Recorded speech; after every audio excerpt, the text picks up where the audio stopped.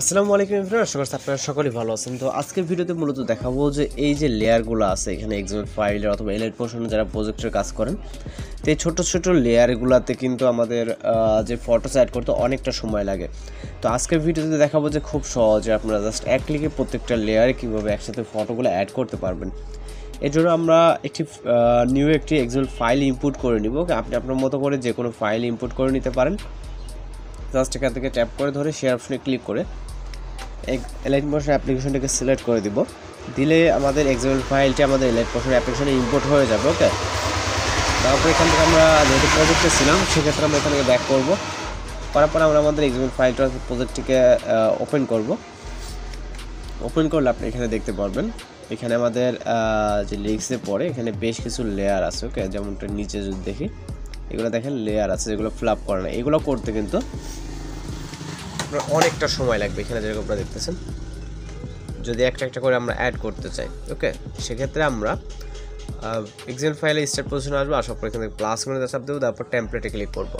আপনার ফোনে যে প্রজেক্টে ইনপুট করা আছে সর্বপ্রথম ওই টেমপ্লেট আপনি প্রথমেই দেখতে পারবেন। এখানে আরও বেশ কিছু প্রজেক্ট আছে যেগুলো আমরা কাজ করছি। তো আমরা আমাদের নাম অনুযায়ী টেমপ্লেটটিকে সিলেক্ট করে নেব। নেওয়ার পরে এখানে দেখেন 4টি গ্রুপে কিন্তু আমাদের এটা ভাগ হয়ে গেছে। এতগুলো লেয়ারের ভিতরে জাস্ট 4টি ফটো অ্যাড করলে হয়ে যাবে। তো এখান থেকে আমরা রিপ্লেসে ক্লিক করব এবং আপনি আপনার মতো করে যে কোনো একটি ফটো সিলেক্ট করবেন। ওকে, তো এই যে 4টি গ্যাপ আছে জাস্ট এখানে ডাবল ক্লিক করলে আপনার গ্যালারিটা ওপেন হয়ে যাবে। ক্লিক করার পর আবার একটা ক্লিক করলে ওপেন হয়ে যাওয়ার পর আপনি জাস্ট পিকচারগুলো এখানে অ্যাড করে নেবেন। জাস্ট 4টি লেয়ার কিন্তু। ওকে, এখান থেকে 4টিতে অ্যাড করে নেব। মানে আপনার অন্য অন্য ক্ষেত্রে 2টা থাকতে পারে, 3টা থাকতে পারে। ওকে, সেক্ষেত্রে আমরা এখান থেকে অ্যাড হয়ে গেলে নেক্সটে ক্লিক করব।